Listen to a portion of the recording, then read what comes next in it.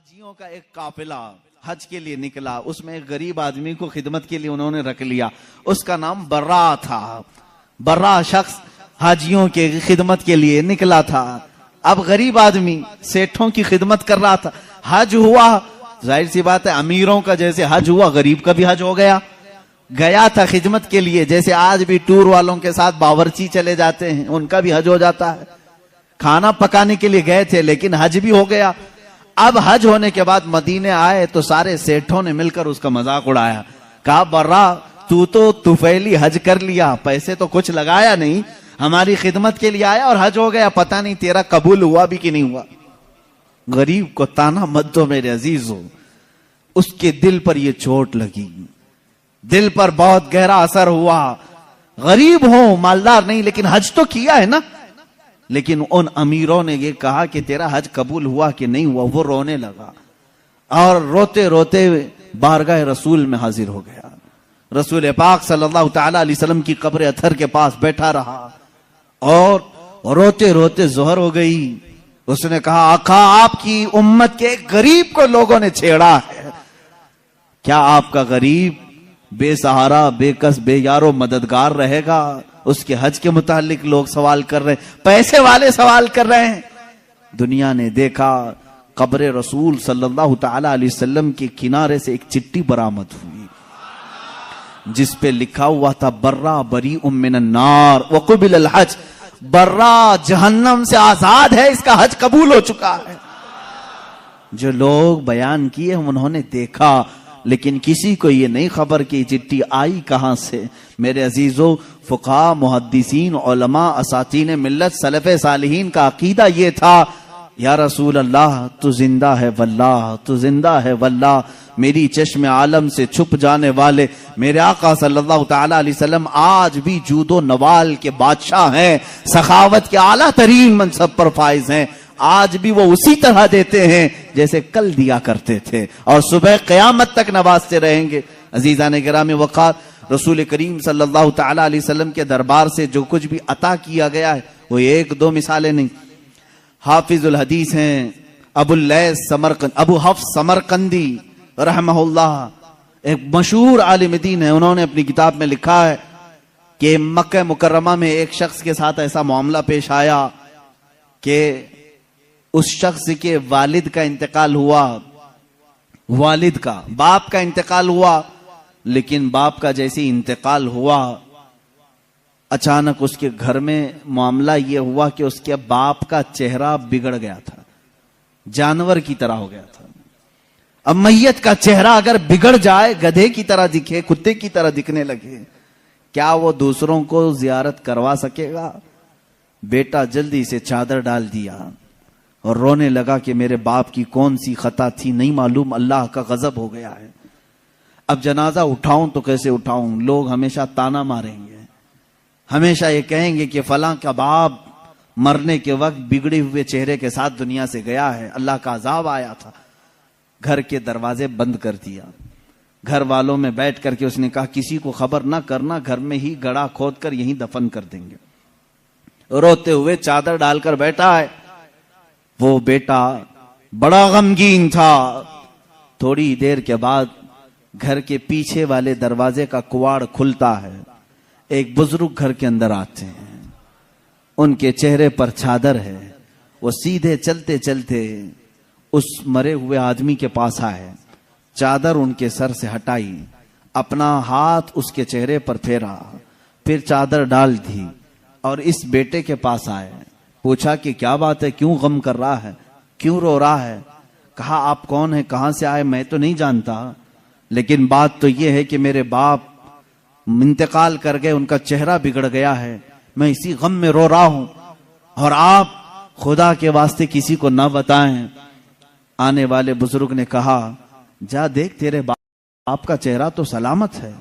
وہ کہتا ہے میں جا کر اٹھا، چادر کو ہٹایا تو میرے باپ کا چہرہ تو چاند کی طرح چمک رہا تھا۔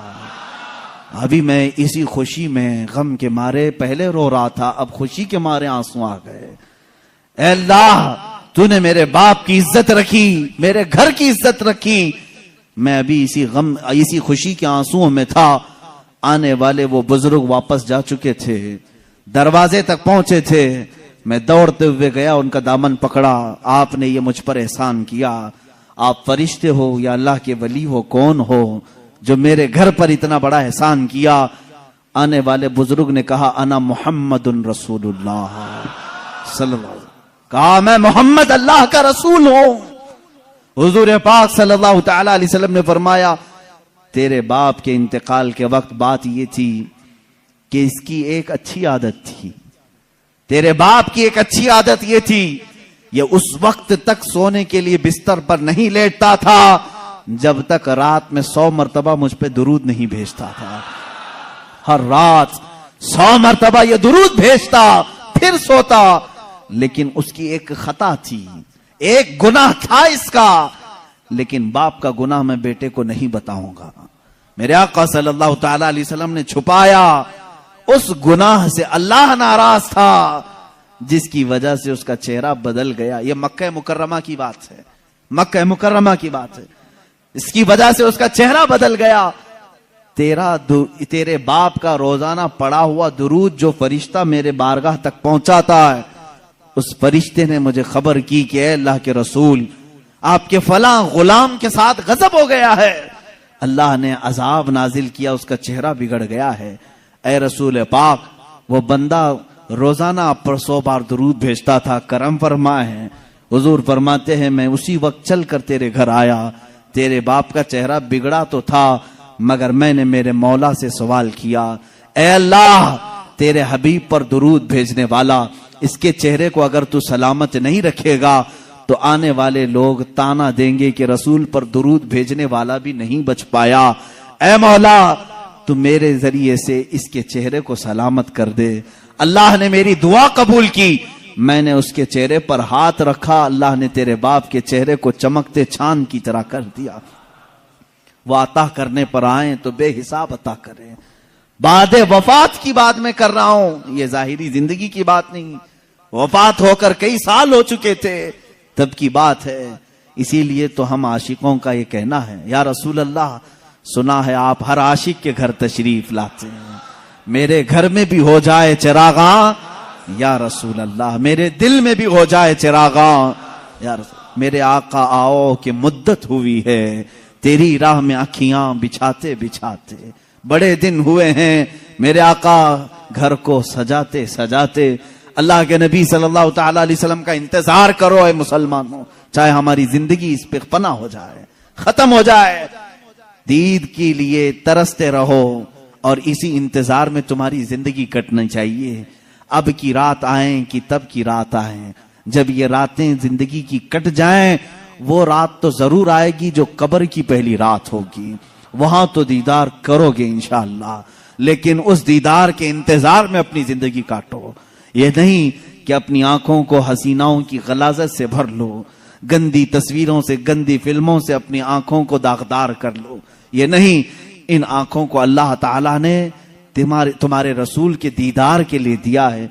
इसीलिए शहजादा आला हजरत ने यूं कहा है, तुम्हें न देखा तो किस काम की हैं ये आंखें, उन्हें न देखा तो किस काम की हैं ये आंखें, कि देखने की है सारी बहार आंखों में, कुछ ऐसा कर दे मेरे किरदगार आंखों में, हमेशा नक्श रहे रूए यार आंखों में, हमेशा नक्श रहे रूए यार आंखों में। मुफ्ती आजम हिंद तो ये फरमाते हैं कि तुम अपने आंखों में जलवे रसूल ऐसा बसा लो, ऐसा बसा लो कि कब्र के दिन, कब्र की रात में फरिश्ते जब आए सवाल करने के लिए, तो मुफ्ती आजम फरमाते हैं, फरिश्ते जो पूछें कब्र में कि किसकी उम्मत हो, फरिश्ते जो पूछें कब्र में कि किसकी उम्मत हो, तो आप जवाब क्या कहते हैं?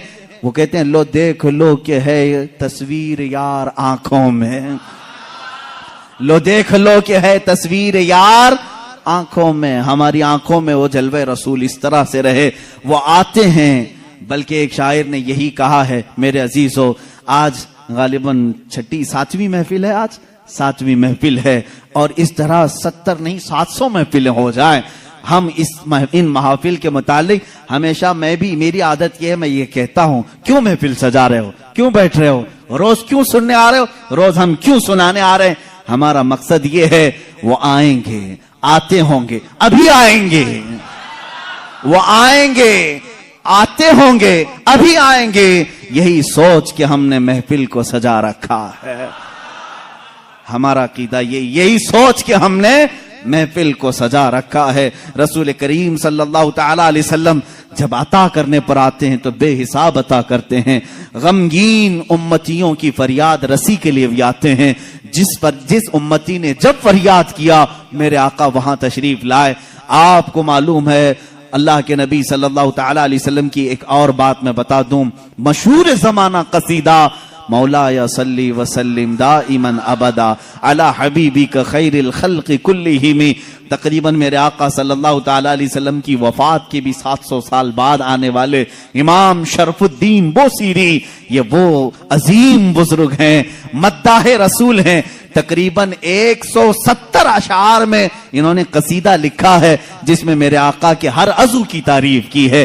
جس طرح آپ اگر ہندوستان کا کوئی بوصیری دیکھنا چاہتے ہیں, ہندوستان کا شرف الدین بوصیری دیکھنا چاہتے ہیں, تو بریلی کے امام احمد رضا کو دیکھیں جس نے اپنے نعتیہ کلام میں رسول پاک کے ہر عضو کو پیرو کر کے موتیوں کی طرح سجایا ہے, امام شرف الدین بوصیری. اور حد تو یہ ہے میرے عزیزو, وہابیوں کی, نجدیوں کی, سلفیوں کی حکومت آئی جنہوں نے عشق رسالت مآب صلی اللہ تعالی علیہ وسلم کے خلاف نہ جانے کتنی بکواس کی. لیکن مجھے اس وقت فخر ہوتا ہے جب مدینہ رسول جاتے ہیں اور دربار رسول کی جالیوں پر اندر جانے کا جو دروازہ ہے اس دروازے کے تالے پر, چابی پر آج بھی امام بوصیری کا قصیدہ لکھا ہوا ہے. هو الحبیب الذی ترجا شفاعته لکل حول من الاحوال مقتحم. پہلے تو دیواروں پر لکھا ہوا تھا قصیدہ, انہوں نے مٹایا کیونکہ ان کے عقیدے کے اعتبار سے شرک تھا. 700 سال پہلے آنے والے امام بوصیری نے جب پکار کر کے یہ کہا تھا یا کرم الخلق مالی من الوذ به سواک عند حلول الحادث العممی, اے مخلوق میں سب سے اکرم رسول, تکلیفوں میں میرے پاس تمہارے سوا ہے کون, مصیبتوں میں آپ کے علاوہ میرے پاس کون ہے جس کی بارگاہ میں فریاد کروں تو میری فریاد کو پہنچے گا.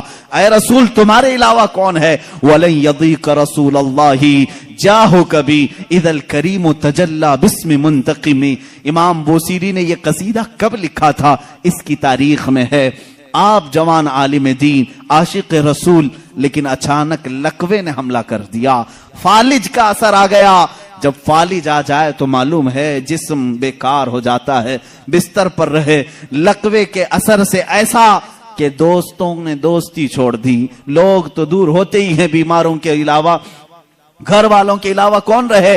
یہ بیماری لمبی ہو گئی, ہاتھ پیر اٹھتے نہیں تھے, سوتے سوتے جسم کے اندر بھی طرح طرح کی تبدیلیاں آنے لگی. ایک زمانہ ہو گیا ایسے بیماروں کے جب آنسو نکلتے ہیں تو سیدھے مدینے پہنچ جاتے ہیں, جن کا دنیا میں کوئی طبیب بھی نہیں, جن کا دنیا میں کوئی غم کی داستان سننے والا نہیں, جن کی دنیا میں کوئی بولی سننے والا نہیں. ایسے غریب اگر سناتے ہیں تو صرف مصطفیٰ کو سناتے ہیں, اس لیے کہ عاشقوں نے یہی کہا یا رسول اللہ نہ کوئی عمل ہے سنانے کے قابل, نہ منہ ہے تمہارے دکھانے کے قابل, لگاتے ہیں اس کو بھی سینے سے آقا جو ہوتا نہیں منہ لگانے کے قابل.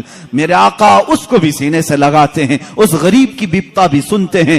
امام بوصیری نے لکھنا شروع کیا, امن تذکر جیران بدی سلمی مزجت دمعا جرا من مقلت بدمی ام حبت الريع من تلقاء كاظمت او اومض البرق في الظلماء من اظمی. یہ قصیدہ لکھتے لکھتے لکھتے لکھتے آنسوؤں کی لڑیاں اتنی کہ بستر نم ہو گیا, آنکھیں لگ گئیں, بیداری کے عالم میں لکھ رہے تھے, آنکھیں لگ گئی, نیند آ گئی. اور اس وقت خواب میں میرے آقا تشریف لائے, کہا اے بوصیری کیا تو نے مجھے یاد کیا ہے؟ جب بھی امتی درد دل سے یاد کرے میرے آقا تشریف لاتے ہیں. امام شرف الدین بوصیری لکھ رہے تھے قصیدہ کہاں سے, الحمدللہ منشی الخلق من عدمی ثم الصلاة علی المختار فی القدمی. یہاں سے آپ نے قصیدہ لکھا اور آپ فرماتے ہیں قصیدے کے شروع میں چاہتا تھا یہ لکھیں مولا یا صلی وسلم دائماً ابدا، لیکن مجھ سے دوسرا شعر فٹ نہیں ہوتا تھا، دوسرا مصرع بن نہیں پا رہا تھا، پورے شعر لکھ دیا، پہلا ہی شعر مکمل نہیں ہوا، سو گیا۔ خواب میں میرے آقا نے فرمایا بوسیری جو ہماری شان میں لکھے ہو ذرا سناؤ، ذرا سناؤ۔ امام بوسیری سنانے لگے، ایک ہی شعر پر اٹکتے رہے، مولا صلی وسلم دائماً ابدا، مولا صلی وسلم دائماً ابدا۔ آگے کا آقا نہیں آ رہا ہے، میرے آقا نے فرمایا بوسیری اس آگے والا مصرع میری طرف سے رکھ لو، علی حبیبی کا خیر الخلق کلہم، دنیا کا یہ قصیدہ ہے امام شرف الدین بوسیری کا، جس کا پہلا شعر ان کی طرف سے ہے، دوسرا شعر مصطفیٰ جان رحمت کی طرف سے ہے۔ قصیدہ سنایا تو سنایا، میرے آقا صلی اللہ تعالی علیہ وسلم نے انعام کے طور پر اپنی پہنی ہوئی چادر انہیں دے دیا، کہا بوسیری یہ میری طرف سے انعام ہے، اور ان کے جسم پر اپنا ہاتھ پھیرا، کہا اللہ تجھے شفا عطا کرے۔ امام بوسیری کہتے ہیں خواب تو بڑا اچھا تھا، خواب میں کون کیا نہیں دیکھتا ہے۔ صبح ہوئی، لیکن میرے عزیزو جس نے رسول کو دیکھا اس نے حقیقت میں دیکھا۔ اللہ کے نبی فرماتے ہیں فَإِنَّهُ لَا يَتَمَثَّلُ بِيَ الشَّيْطَانِ، اس لیے کہ شیطان میری صورت میں آ ہی نہیں سکتا۔ جس نے رسول کو دیکھا اس نے حقیقت میں دیکھا۔ امام بوسیری فرماتے ہیں صبح اٹھا تو بھینی بھینی خوشبوئیں گھر میں تھی، مہکی مہکی ہوائیں تھی، میں نے سوچا خواب تو خواب ہوتا ہے، لیکن جب میں نے گود میں دیکھا تو رات میں عطا کی ہوئی چادر بھی موجود تھی، وہ چادر بھی موجود تھی، اور اس کے بعد اٹھنے کی کوشش کیا تو میں دیکھ رہا ہوں ہاتھ بھی سلامت، پیر بھی سلامت، جسم بھی سلامت، نہ کوئی لقوہ ہے نہ کوئی فالج ہے۔ یہ رسول پاک کا دربار ہے جس کو امام عشق و محبت اعلی حضرت نے فرمایا میرے کریم سے گر قطرہ کسی نے مانگا، میرے کریم سے گر قطرہ کسی نے مانگا، دریا بہا دیے ہیں دریا بہا دیے ہیں، کون دیتا ہے دینے کو منہ چاہیے، دینے والا ہے سچا۔ میرے عزیزو کسی کی جے وجے کیوں پکاریں، کیا غرض ہم کو، ہمیں کافی ہے سید اپنا نعرہ، مانگیں گے مانگے جائیں گے، منہ مانگی پائیں گے، سرکار میں نہ لا ہے نہ حاجت اگر کی ہے، واہ کیا جود و کرم ہے شہ بتہا تیرا، نہیں سنتا ہی نہیں مانگنے والا تیرا۔ ہمارے پاس جب اتنے سارے اشعار ہیں تو دوسروں کے ہاں در در کی ٹھوکریں کیوں کھائیں، ہم ادھر ادھر کی ٹھوکریں کیوں کھائیں، پھر کے گلی گلی تباہ ٹھوکریں سب کی کھائی کیوں، دل کو جو عقل دے خدا۔ تقریباً اعلیٰ حضرت یاد کیے جائیں گے، صبح قیامت تک سنیوں میں اعلیٰ حضرت کو یاد کیا جائے گا۔ بریلی کے امام نے ہی ہمیں رستہ مدینے کا دکھایا ہے، ہر مصیبت میں مانگو رسول پاک سے، ہر بے کسی کے عالم میں پکارو اسی رسول کو۔ ہرے بریلی کے امام نے ہمیں نمازوں کے بعد سلام میں بھی یہی سکھایا ہے، جب سلام میں پیش کرو تو یوں ہی کہو یا رسول اللہ تم ہو حفیظ و مغیث، کیا ہے وہ دشمن خبیث، کہا ہے یقین کے ساتھ تم ہو حفیظ و مغیث، کیا ہے وہ دشمن خبیث، تم ہو تو پھر خوف کیا، تم پہ کروڑوں درود۔ اعلیٰ حضرت نے ہمیں یہی سکھایا ہے، کس سے مانگنا چاہیے، رسول پاک سے۔ یہاں مانگنا شرک نہیں، جو رسول پاک کے پاس مانگا وہ اللہ سمجھ کر کے نہیں مانگ رہا ہے، بلکہ اللہ والا سمجھ کر مانگ رہا ہے، اللہ کا عطا کرنے والا رسول سمجھ کر کے مانگ رہا ہے۔ ہم تو سلام میں بھی یہی پیش کرتے ہیں میرے آقا صلی اللہ تعالی علیہ وسلم کی بارگاہ میں کہ آقا آپ ہی ہمارا سہارا ہیں، آپ ہی ہمارے بے کسی کے وقت مددگار ہیں۔ آؤ سعادت الدارین کی ایک روایت میں تمہارے سامنے پیش کرتا ہوں، اور میں سمیٹتا ہوں گفتگو کو، کون دیتا ہے دینے کو منہ چاہیے، یہی ہمارا عنوان سخن ہے۔ تقریباً 400 سال کے بعد کی بات ہے، میرے آقا صلی اللہ تعالی علیہ وسلم کے وفات کے 400 سال کے بعد بڑی حکایت، یہ حکایت روح فرسا ہے، بالکل روح کو جھنجھوڑتی ہے، ہماری امیدوں کو اور قریب کرتی ہے بارگاہ مصطفیٰ سے۔ فرماتے ہیں راوی کہ ایک شہر میں ایک ایسا آدمی تھا، مفلس تھا لیکن قرضے لیتا تھا لوگوں سے۔ ایک آدمی سے اس نے قرضہ لیا تھا، اب کھایا پیا ختم ہو گیا، پیسے نہیں تھے، قرضہ مانگنے والے آ گئے۔ قرضوں میں ڈوبے ہوئے لوگ بھی سنو، جس کا کوئی نہیں اس کا میرا آقا ہے۔ وہ شخص قرضے تو لیا تھا لیکن دے نہیں پا رہا تھا. اب جو قرض خواہ آدمی ہے اس نے دھمکیاں دی, نہیں دیا. اس کے بعد اس نے مقدمہ کر دیا قاضی کے پاس, کورٹ میں طلب ہوا. کورٹ میں جانے کے بعد قاضی صاحب نے پوچھا کہ اس کا تیرے اوپر قرضہ ہے؟ کہا ہاں ہے. کب ادا کرے گا؟ کہا دیکھ رہا ہوں. کہاں سے ادا کرے گا؟ ہے ہی نہیں کچھ بھی. قاضی نے کہا کل تک کی تجھے مہلت دیتا ہوں, اگر تو نہیں ادا کیا تو تجھے جیل میں ڈال دوں گا. جا کہیں سے بھی لے کر کیا اور اس کا قرضہ ادا کر. اس نے بہت ریکویسٹ کیا مجھے اور لمبا ٹائم دے, میرے چھوٹے بچے ہیں, بیوی ہیں, کون دیکھے گا. قاضی نے ایک نہیں سنی, دربار سے نکال دیا گیا. ایک دن کا ٹائم, ایسا شخص کہاں جائے, راستے میں روتے ہوئے جا رہا تھا. ایک بزرگ سے ملاقات ہوئی. اس بزرگ نے پوچھا کیوں رو رہے ہو؟ کہا ایسا ایسا معاملہ ہے. کہاں سے لاؤں؟ اس بزرگ نے کہا ایک کام کر, گھر میں جا, جب رات ہو جائے اکیلا بیٹھ, تاجدار مدینہ پر درود بھیج. رسول پاک صلی اللہ علیہ وسلم کو اپنے غم کی داستان سنا, کچھ نہ کچھ تو حل وہاں سے مل ہی جائے گا. لیکن یقین کے ساتھ وہ گیا, ڈوبتے کو تنکے کا سہارا. وہ گھر آیا, شام کو اپنی بیوی بچوں کو جب اس نے سنایا تو سب غمگین تھے. ایک دن کے بعد اگر باپ ان کا جیل میں چلا جائے, اس کا شوہر جیل میں چلا جائے, تو ان کا گھر کیسے چلے. رات کے وقت تنہائی میں بیٹھ کر کے وہ رونے لگا, بہت رویا. صبح کا وقت قریب آ رہا تھا, خواب میں اسے رسول کریم صلی اللہ علیہ وسلم کی زیارت ہوئی. کہاں کہاں میرے آقا کو ڈھونڈو گے. میرے آقا نے سچ فرمایا, ابغونی فی ضعفائکم, تمہارے غریبوں میں, کمزوروں میں مجھے تلاش کرو. رسول پاک نے خود فرمایا تمہارے غریبوں میں میل جاؤں گا. اللہ کے حبیب صلی اللہ علیہ وسلم نے اس سے کہا کیوں روتا ہے, کیوں غم کرتا ہے؟ اس نے کہا قاضی نے مجھے دھمکی دی ہے, کل تک اگر نہیں ادا کروں گا جیل میں ڈال دیا جائے گا. مجھے ابھی قرضے کے لیے اتنے مال کی ضرورت ہے. اللہ کے نبی صلی اللہ تعالی علیہ وسلم ارشاد فرماتے ہیں, اے بندے ایک کام کر, شہر چلا جا. شہر میں جو بادشاہ کا وزیر ہے وہ میرا عاشق ہے, وہ میرا چاہنے والا ہے. اس سے جا کر کہہ دے تجھے جتنی ضرورت ہے وہ تجھے مال دے دے گا, وہ تجھے پیسے دے دے گا. اب یہ غریب آدمی ہے, وزیر کا دربار بڑا دربار. اس نے خواب میں یہ پوچھ بھی لیا, آقا اگر وہ مجھ سے سوال کرے تجھے رسول پاک نے بھیجا ہے تو میں کیا دلیل میں بات کروں گا, دلیل میں کیا چیز پیش کروں گا. حضور پاک نے یہ تک بھی بتا دیا, فرمایا اس کا ایک راز ہے جو میرے علاوہ کوئی نہیں جانتا, میں تجھے بتاتا ہوں, اس سے جا کر کے کہہ دینا.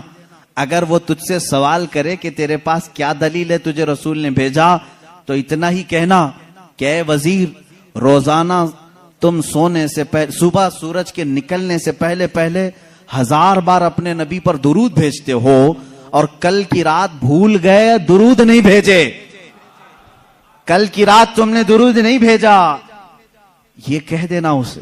یہ بندہ گیا صبح اٹھ کر کے اس وزیر کے دربار میں, بڑا عالی شان دربار تھا, گیا ملاقات کا ٹائم لے کر اس وزیر سے کہا میں ایسا ایسا غریب آدمی ہوں, مقروض ہوں, مجھے مال کی ضرورت ہے, اللہ کے نبی نے تمہارے پاس بھیجا ہے. وہ غصے میں آیا, کہا فقیروں کی اب یہ عادت ہو گئی کہ مانگنے کے لیے اللہ کے نبی کا نام لینے لگے کہ رسول نے بھیجا. اس نے کہا نہ, میں جھوٹ نہیں کہہ رہا ہوں, مجھے رسول پاک نے یہ بھی بتایا ہے کہ تم روزانہ 1000 بار حضور پر درود بھیجتے ہو. وہ اپنی کرسی سے اچھل آیا اور اس نے کہا یہ بات تو میری بیوی کو تک خبر نہیں ہے, کسی کو نہیں معلوم. کہا کیا کہا رسول پاک نے؟ کہا کہ کل تم بھول گئے تھے, درود نہیں بھیجے. اس نے کہا حقیقت میں میرے آقا نے سچ فرمایا, کوئی زندگی کی ایک رات آج تک میری قضا نہیں ہوئی, کل میری زندگی میں ایسا دن آیا کہ میں درود نہیں پڑھ سکا. بہت رویا, اپنے خزانے کے پاس لے جا کر اسے کھڑا کر دیا. اے غریب آدمی, تجھے جتنے مال کی ضرورت ہے لے جا, بس میرا دل آج سے مطمئن ہوا کہ میرا درود رسول تک پہنچ رہا ہے, میرے آقا کی نظر میں ہے, میں میرے آقا کو منا لوں گا, میں میرے آقا سے صلح کر لوں گا. لیکن تو میرے لیے خوشخبری کا قاصد بن کر آیا ہے, تو میرے لیے خوشی کا پیغام لے کر آیا ہے, تجھے جو چاہے لے جا. اس غریب نے کہا نہ, مجھے جتنی ضرورت ہے اتنا لیتا ہوں. اتنا ہی مال لیا, دوڑا دوڑا خوشی سے آیا. کہاں آیا؟ عدالت میں. قاضی بھی تھے, قاضی سے کہا قاضی صاحب قرض خواہ کو بلاؤ. آج سینہ چوڑا تھا, مال موجود تھا, جس کا حساب ادا کروں گا.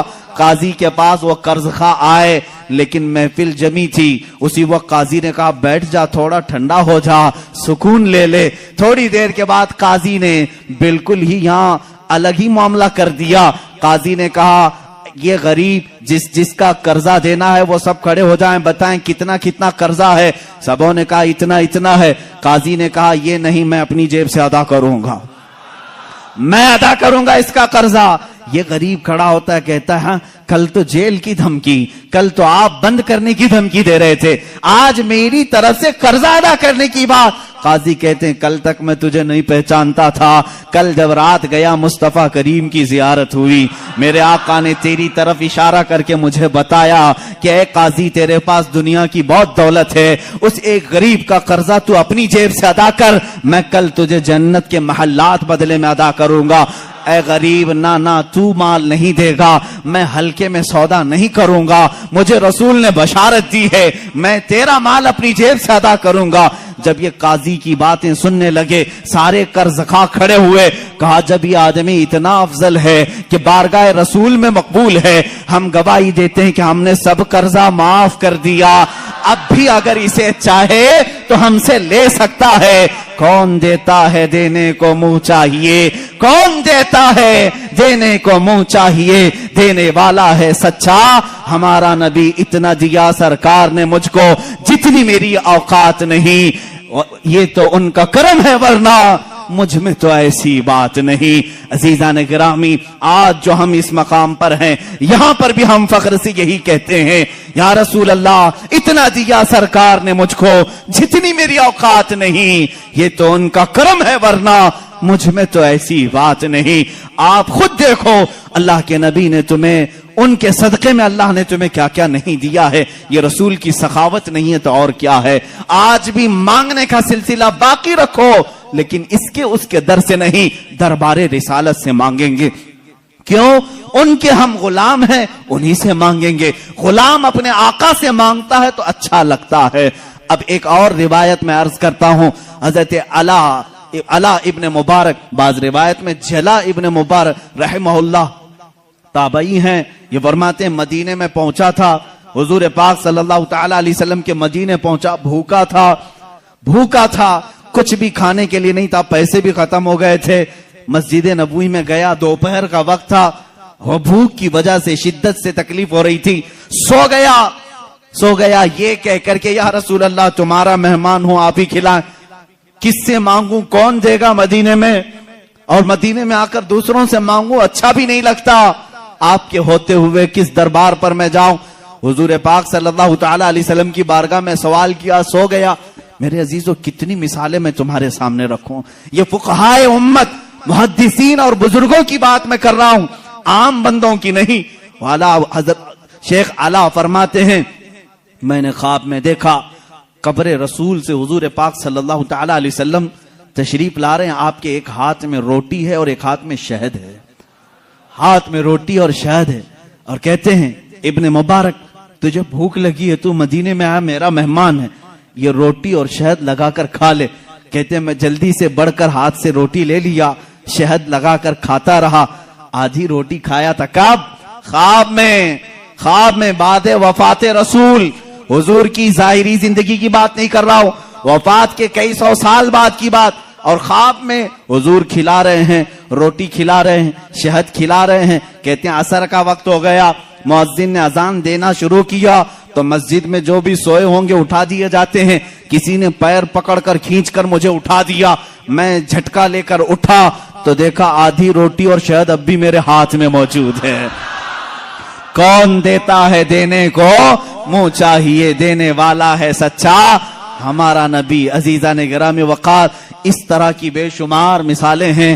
آخری بات میں عرض کرتا ہوں, سراج الامہ تاج الامہ امام اعظم ابو حنیفہ رضی اللہ تعالیٰ عنہ فرماتے ہیں رسول پاک صلی اللہ تعالی علیہ وسلم کی بارگاہ میں جب جانا ہوا تو آپ نے حضور کی شان میں ایک نعت لکھی, ایک قصیدہ لکھا, یا سید السادات جئتک قاصدا ارجو رضاک واحتمی بحماک. یہ قصیدہ لمبا قصیدہ ہے, کہتے ہیں میں نے کسی کو نہیں سنایا, لکھ کر کر کے رکھ لیا، بارگاہ رسول میں جا کر کے سناؤں گا، حضور کے دربار میں پہلے سناؤں گا۔ امام اعظم ابو حنیفہ رحمہ اللہ سفر کر کے مدینے پہنچتے ہیں، صبح کا وقت ہے، اذان سے پہلے مسجد نبوی میں مؤذن جو اذان دینے کے لیے اونچی جگہ کھڑا ہوتا ہے، کہتے ہیں وہاں مؤذن کھڑے ہو کر اذان سے پہلے یہ گنگنا رہا ہے، یا سید السادات جئتک قاصدا ارجو رضاک واحتمی بہماک۔ امام اعظم کہتے میرے شعر لیک ہو گئے، میری نعت لیک ہو گئی، پہلے سے مؤذن مسجد نبوی کا سنا رہا ہے، اسے کیسے خبر ہوئی؟ کہتے ہیں یہ کسی نے پہلے سے لکھ رکھا تھا، یہ کس کی نعت ہے؟ یہ تو میں نے لکھی ہے۔ جب اس نے گنگنا کر اذان دے کر اپنا اختتام کیا، نیچے آیا تو میں نے اس کا ہاتھ پکڑ لیا، پوچھا یہ تو نے قصیدہ جو تلاوت کیا یہ کہاں سے؟ یہ تیرا لکھا ہے کسی بزرگ کا لکھا ہے؟ وہ کہتا مجھے معلوم نہیں، یہ میرا لکھا نہیں، کسی بزرگ کا نہیں۔ کل خواب میں نے مصطفیٰ کریم صلی اللہ علیہ وسلم کو دیکھا، اللہ کے نبی صلی اللہ علیہ وسلم کی محفل سجی تھی، اس محفل میں یہ قصیدہ پڑھا جا رہا تھا کہ رسول فرما رہے تھے کل میرا ایک چاہنے والا آئے گا اور میری قبر پہ یہ سنائے گا۔ میں نے وہ اشعار سن لیے، یاد کیا، وہ میزنا سے آج میں نے تلاوت کی۔ میرے آقا صلی اللہ علیہ وسلم اپنے غلاموں کو کتنا نوازتے ہیں، جو جائے اسے اس کے اعتبار سے نوازتے ہیں، جو جس حیثیت سے جائے حضور نے اس کو اس حیثیت سے نوازا ہے۔ لیکن ایک شان یہ ہے میرے آقا کی، ایک شان ہے، میں اور آپ کسی کو دے دیں تو کیا کہیں گے؟ جا اللہ تیرا بھلا کرے۔ ہاں، بلکہ ہم یہ نہیں کہتے، دینے کے بعد یہ کہتے ہیں میاں دعا کر دینا ہمارے لیے، یہ ہے نا۔ فقیر کو دینے کے بعد آپ کیا کہیں گے؟ فقیر اگر تعریف کرنے لگے کتنے سخی آدمی ہیں آپ، میری مصیبتوں کے وقت کام آ گئے، آپ اتنا کہیں گے بس ٹھیک ہے آپ دعا کر دینا میرے لیے۔ ہماری عادت یہی ہے، دعا کر دینا میرے لیے، اللہ میری مغفرت کر دے، اللہ میری نجات کرے، یہی سب تو کہیں گے۔ لیکن رسول کی شان یہ ہے، آتا ہے فقیروں پہ انہیں پیار کچھ ایسا، خود بھیک دیں اور خود کہیں منگتے کا بھلا ہو۔ حضور جب دیتے تھے یہ نہیں کہتے میرے لیے دعا کر، بلکہ خود اس کے لیے دعا بھی کرتے تھے، جا تجھے اللہ اور نوازے اور نوازے۔ سرکار دو عالم صلی اللہ تعالی علیہ وسلم کی بارگاہ میں شاعر اسلام نے سچ کہا ہے، منگتا تو ہے منگتا کوئی شاہوں میں دکھا دو، جس کو میرے سرکار سے ٹکڑا نہ ملا ہو۔ آتا ہے فقیروں پہ انہیں پیار کچھ ایسا، خود بھیک دیں اور خود کہیں منگتے کا بھلا ہو۔ عزیزان گرامی وقار، آج کی اس دردناک کیفیت میں میں ہمارا ماوا و ملجا، ہمارا مسکن اور ہمارا فریاد رس تمہیں بتانا چاہتا ہوں۔ تم درد درد کی ٹھوکریں آج کھا رہے ہو، مجبور ہو، ذلیل ہو گئے ہو، خار ہو، اس کی وجہ ہے کہ رسول پاک کے دربار میں لو لگانا چھوڑ دیا۔ وہ صحابہ تھے، پیر میں سوجن آ جائے تب بھی کہتے تھے واہ محمد آ، یا محمد آ، اے محمد صلی اللہ علیہ وسلم مدد کے لیے آ جائیں۔ ان کے پیر میں شفا یابی مل جاتی، پیر صحیح ہو جاتا۔ اے امت مصطفیٰ کے غیور نوجوانوں، آج میں تم سے یہ کہنا چاہوں گا، دنیا تمہیں خریدنے کی کوشش کر رہی ہے، چند سکوں میں، چند پیسوں میں، کوئی اتنا دے کر اپنا بنا لے، کوئی کچھ دے کر اپنا بنا لے، لیکن تمہاری شان یہ ہونی چاہیے مجھے جہاں سرکار سے ملتا ہے اتنا کوئی دوسرا دے ہی نہیں سکتا، اور میں بازار مصطفیٰ کا غلام ہوں۔ میرے آقا نے مجھے جو خرید کر کے انمول کیا ہے، میری کوئی دنیا میں قیمت نہیں لگا سکتا۔ اب تمہارے پاس ایک ہی راستہ ہے، ایک ہی ذریعہ ہے۔ بہت ساری عورتیں سوال کرتی ہیں، بہت سارے مرد سوال کرتے ہیں، بچے ہیں، کسی کو کینسر ہے، کسی کو خطرناک بیماری ہے، کوئی قرضوں میں ڈوبا ہوا ہے، کوئی اولاد کے معاملے کو لے کر پریشان ہے، کوئی جائیداد میں، کوئی مقدموں میں، کوئی جیل میں۔ دنیا کی ہر پریشانی کا علاج یہ ہے، بارگاہ مصطفیٰ کی طرف لو لگاؤ، میرے آقا سے سفارش کرو، التجا کرو، ایک بار وہ لب ہلا دیں، میرا رب رحیم و کریم ہے، اپنے نبی کی لاج رکھے گا۔ تمہاری حیثیت نہیں دیکھی جائے گی، تم کتنے نمازی ہو، کتنے زکاتی ہو، کتنے بڑے حاجی ہو، یہ نہیں دیکھا جائے گا، بلکہ مولا یہ دیکھتا ہے میرے حبیب نے اس بندے کی سفارش کی ہے، یہ جیسا بھی ہے تیسا بھی ہے، اسے غموں سے آزاد کر دیا جائے۔ اخیر میں امام اہل سنت فاضل بریلوی رضی اللہ تعالیٰ عنہ کے اسی شعر پر اپنی گفتگو کو ختم کرتا ہوں۔ یا رسول اللہ، تمہارے دربار میں پوری امت کی میری جانب سے یہ التجا ہے، تیرے ٹکڑوں پہ پلیں، غیر کی ٹھوکر پہ نہ ڈال۔ یا رسول اللہ، تیرے ٹکڑوں پہ پلیں، غیر کی ٹھوکر پہ نہ ڈال، جھڑکیاں کھائیں کہاں چھوڑ کے صدقہ تیرا۔ یا رسول اللہ، تو جو چاہے تو میل میرے دل کے دھلیں، تو جو چاہے تو میل میرے دل کے دھلیں، کہ خدا دل نہیں کرتا کبھی میلا تیرا۔